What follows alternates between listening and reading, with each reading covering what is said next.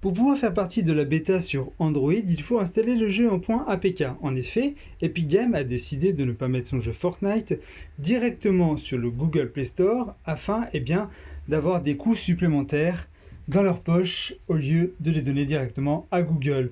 Mais aussi avoir la mainmise sur tout son contenu, ce qui est plutôt pas mal. Alors, dès que vous avez été sur le site d'Epic Games, vous avez pu avoir donc un petit onglet marqué s'enregistrer pour la bêta pour jouer sur Android.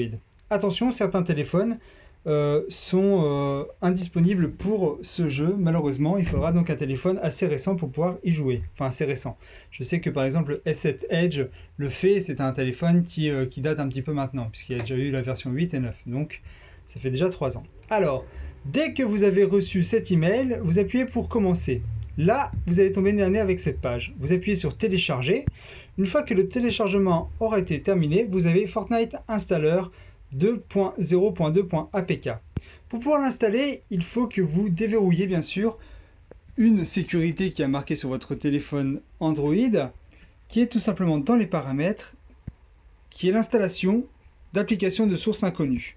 Cochez cette case, puis revenez en arrière.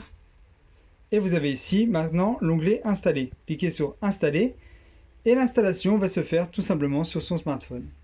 Voilà, maintenant vous savez comment faire pour installer l'APK. Alors soyez très vigilants, n'allez que sur le site d'Epic Games afin de pouvoir tout simplement télécharger le bon fichier APK, car il y a sans doute des petits malins, des petits hackers, des petits pirates qui vont essayer de mettre des versions .apk non officielles avec des virus.